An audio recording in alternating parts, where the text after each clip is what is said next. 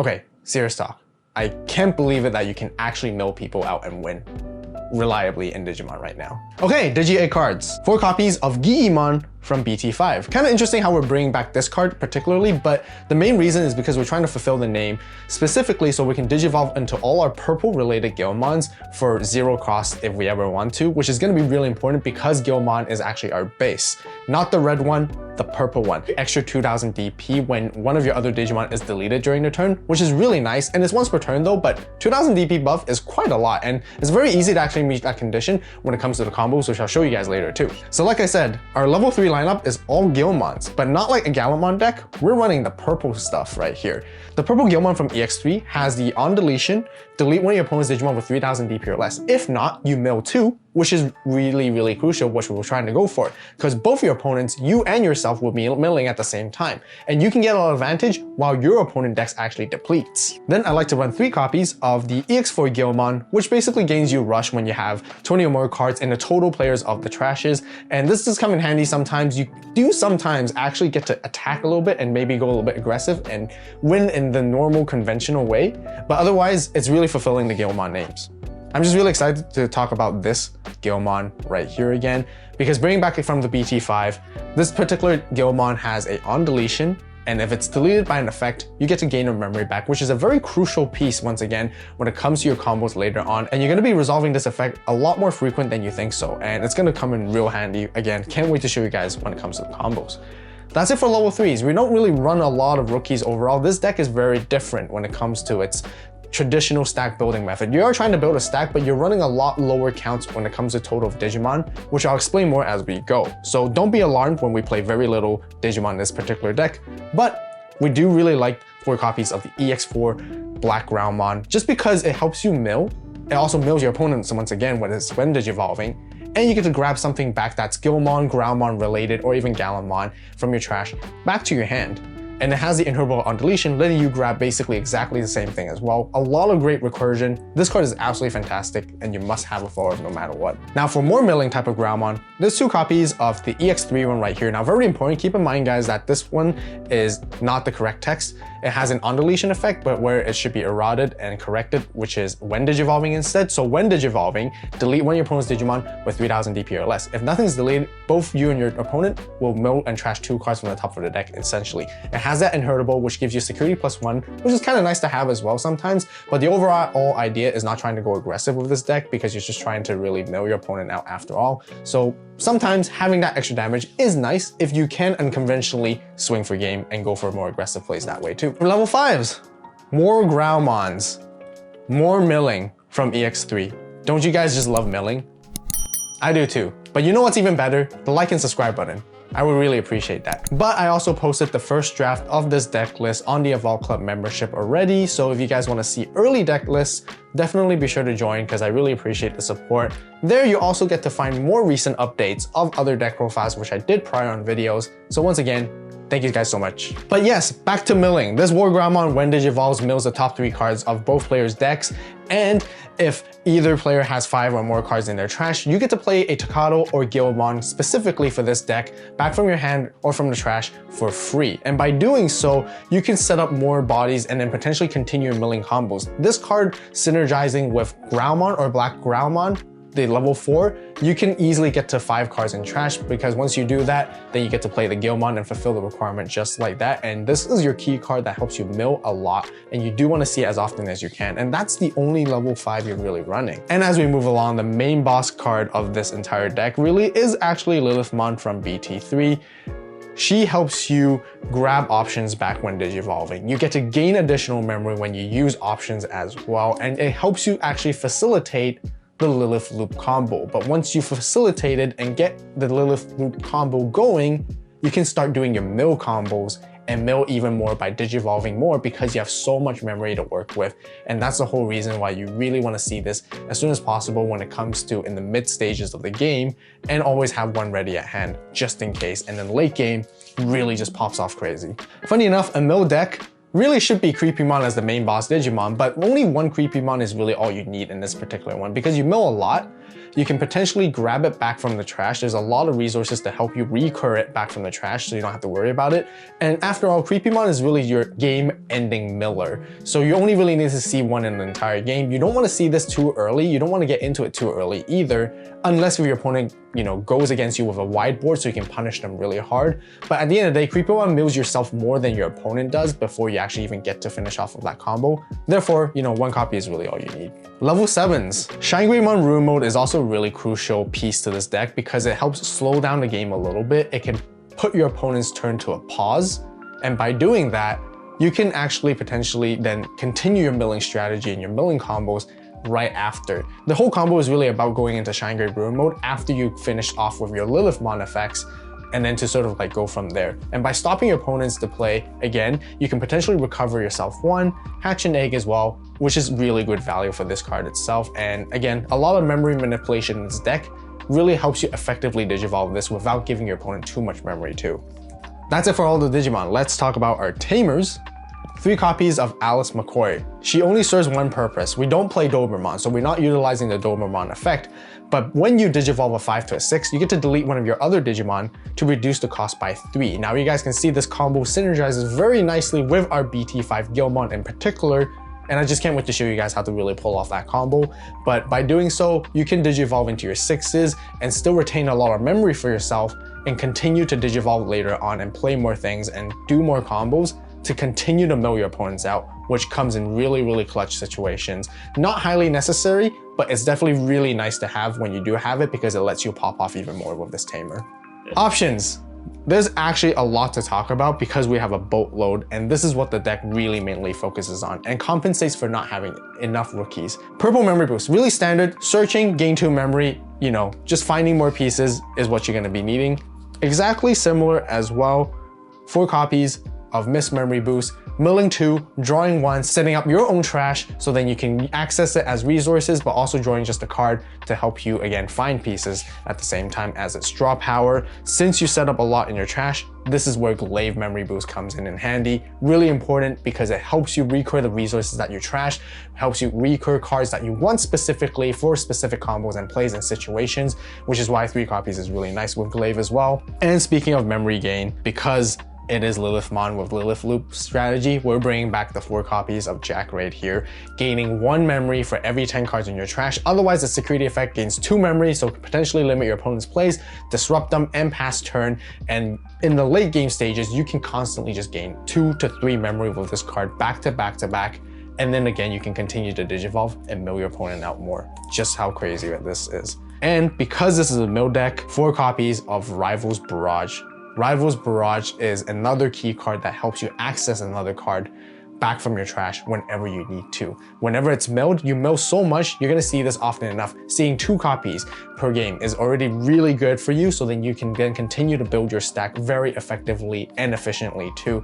And I tried 2 or 3 copies only. In the end, I kind of realized because you just mill so much that seeing as often is really great. If you don't mill it, it's kind of bad, but having it in security is also just as good. So the worst case is you really don't want it to see in your hand, but again, like I mentioned, milling and accessing resources is actually more priority, which is why I want to play 4 copies, which some of you guys may only play 2 or 3, which is totally up to you as well. For milling combos as well, Death Slinger, just 2 copies. You're not really trying to gain a lot of memory from our milling combos overall, but this does give you a really nice handy as a security bomb, potentially for removal for its low cost. I did play this at 3 initially, but I realized I'm gaining memories when I'm not wanting to, when I'm doing my milling combos, which really screws up the momentum that you're trying to achieve with this deck. And this is not a Digimon deck after all, so I decided to go with 2 and I'm really happy with where it is. But honestly, if I do want to play more, I do want to add a few more just because of its such a good removal tool in situations that I can want to see more often. But last but not least, Purple Staple as well, Calling from the Darkness, just really good to help you grab cards that you want back as well. So a lot of recursion overall, and you guys can see there's a heavy option lineup, which is totally fine because we're going to talk about it more in the combo segment too. There's really not a whole lot of other cards I want to talk about and suggest, but there is more different tamers that you guys can play. Magishita is always nice also because it gives you a memory tamer, being always like setting you at 3, so you're reliable, but you don't really always need it either. But being able to grab an option back, being able to grab a Digimon back as well is always kind of nice to have. Another card that I kind of tested that I kind of like is Ayamako right here because you can set up your mills. This card is really good to sort of get rid of your dead cards in your hand. So then you, especially when it comes to Rivals Barrage, you can combo and synergize, and then you can mill your Rivals Barrage so then it will set it instead on the battle area. But because there's only room for one, you kind of have to give up your Alice McCoys, a little bit of your options, which is not really a consistent way that I want to see, because all your options are more early game cards. Alice McCoy is just so crucial and nicer to have, in my opinion, compared to them. Therefore, I took it out in the end, but you guys can continue to give it a try. Okay, combos. Let's talk about the cards you want to see in your mulligan. Mostly, it's definitely going to be these 3-cost options that help you either search, draw. Glaive is nicer, like in a little bit like the turn after you started milling. So this is what you really want to be seeing. Of course, you want to see your line of play with your Guilmon and a combination of these, and potentially some of your level 4s and your 5s, which you don't get to see a lot, but that's totally okay because you will find them eventually when you play as many of these boosts as possible and you have a lot of recursion overall. Of course, you hatch your egg, and it being Digimon is going to help a lot because all your Guilmons have 1 cost if it's not digivolving on top of Digimon, so you can alternatively use a 0 cost to digivolve in any of these. Definitely play the memory gauge game in the early stage of the game, and again, play these memory boost options right here. Now, you don't always want to be digivolving your level 4 in raising just because you actually want to utilize the Black Growlmons and the Growlmon's effects to mill as much as possible. Every card that you can mill yourself and your opponent at the same time counts for this deck. It makes a huge difference, and those little steps that you do during these early stages is going to pay off really significantly to help you get to your win condition when it comes to milling. So my recommendation is do not digivolve into your level 4s or 5s in your raising unless you really have a good situation and reason to do so. But otherwise, you know, hard play some of your rookies in the early stages of the game. You can chip away with your opponent's security. Chipping away with this Guilmon and having it deleted is great because you can remove the rookies. If you don't remove your rookies, you start milling them, and that's how you want to go for it, and you know, juggle that way. When you see an opportunity, you want to start digivolving and start milling. Cards you want to be really milling out would be your Rivals Barrage, and having Rivals Barrage in your hand is not really ideal, which is why having it in your deck is more.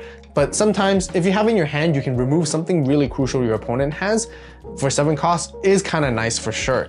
And cards then eventually you want to see Alice McCoy, whether she comes from security or if you play it, you know, by paying 2 memory and manipulate and, you know, maximize your memory game that way. Totally really good. Cards you're eventually going to be start milling out would be a Lilithmon and Creepymon, and whatever pieces you're going to see one or the other, whether you're level 5s as well. And that's where Rivals Barrage and Glaive Memory Boost comes in real handy. You can take it really slow in the early stages of the game. Don't be afraid, because really what you're trying to do is to rack up as many memory gaining options and mill as much as you can later on in the mid and later stages of the game. So eventually you go into your War Growlmon. Black Growlmon is going to mill 2, War Growlmon will mill 3, so then you can eventually play a Guilmon back from your trash. Now the ideal Guilmon you want to be seeing is actually this BT13 right here, because especially when you have Alice McCoy, it can help you get into your level 6 essentially for free, because you actually even gain a memory back, as a matter of fact. Now, once you do your C series level 6s, you want to use Alice McCoy, delete Guilmon, suspend her, so you get to digivolve into Lilithmon for free. And because Guilmon is deleted by an effect, you immediately just gain a memory just like that. What you're really looking for with Lilithmon are your Jack raids. You want to see at least 2, and that's where you want to go for. Save up your memory boost. Don't use it in the early stages of the game, because you're going to be needing a lot of memory in the late stages of the game. With Jack Raid, you want to keep count of your trash. Keeping count of your trash is really important, because whether you have 10 or 20 makes a whole lot of difference when it comes to your plays.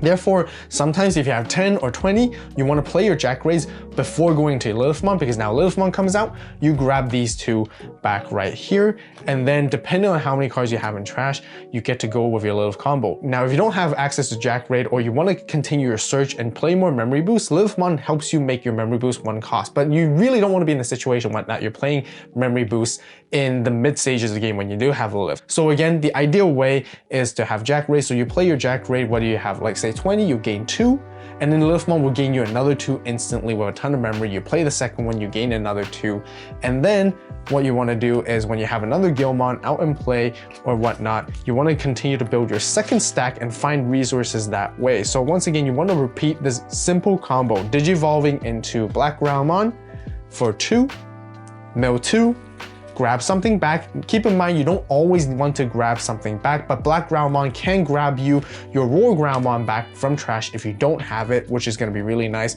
Then you can Digivolve into War Growlmon here, both Mill 3, and then continue to play another Guilmon, whether if it's this one or this one, which is nice. So when it comes to Alice McCoy, it's kind of okay to have two, because when you gain a lot of memory, you can go for another one, but usually you only really need to see one and you're enough to pop off. Here you have a lot of options to sort of play. If you know you can record resources again later on, then I would save it up, because potentially you can actually just Digivolve into Shine Gray Ruin Mode right here, depending on your matchup, passing them to 3 to, you know, give them blanket 5k, stop them a little bit. If they come out from raising, it'll minus 5k. If it's anything that's like below a rookie or even a level 4 potentially, you get to delete them, which is really great. Or sometimes you might want to juggle around by using your memory boost to gain more memory back, so it's still your turn. Blanket 5k, you can even swing and clear your opponent's board and then blanket 10k afterwards is really strong, and buying you that one single turn then gives you another opportunity to mill again the next turn, and you repeat those same combos. When Shine Greymon gets deleted, it's really fantastic, because with Black Growlmon's inheritable on deletion, you get to return whether a Growlmon, Gallantmon name, you know, from your trash back to your hand, or even Guilmon, and repeat the cycle of this combo once again. Digivolve here, go back into War Growlmon, and that's how you really mill them out. In situations where you count your opponent's cards left in their deck, count how many you have in trash, you can use Rival's Barrage to even help you grab Creepymon or Ruin Mode or Lilithmon, like I mentioned earlier, to either go for the game-winning play with Creepymon. Make sure you have enough memory to stay in your turn, because you do want to make sure you want to attack with Creepymon, and once you do attack with Creepymon, you can then mill a lot of your opponent's cards and mill it all out, and then once you do, you just pass turn, and then you win like that. Really, really cool, really crazy combos. And the other thing I do want to mention is when you want to decide when you're attacking, you rarely want to be attacking into your opponent's security, because losing your stack will slow you down and will stop your game plan. So don't really attack into security unless you really want to, just for the reason of getting deleted. Otherwise, you do want to swing down your opponent's Digimon every now and then. And that's how you want to continue with this combo. Just mill you and your opponent as much as you can. You'll be milling yourself a little bit more than your opponent, which is okay. This is why you need to know when to stop and then wait for the next turn to continue to mill again. So then once you repeat that, you basically deck them out. Now, I know we covered a lot of combos and a lot of intricacies on how to play this deck, but a better way to even learn is to watch the gameplay video right here. As always, thank you guys so much for watching. You guys have a great day, great night, wherever you are. Stay tuned for more content, and we'll see you next time.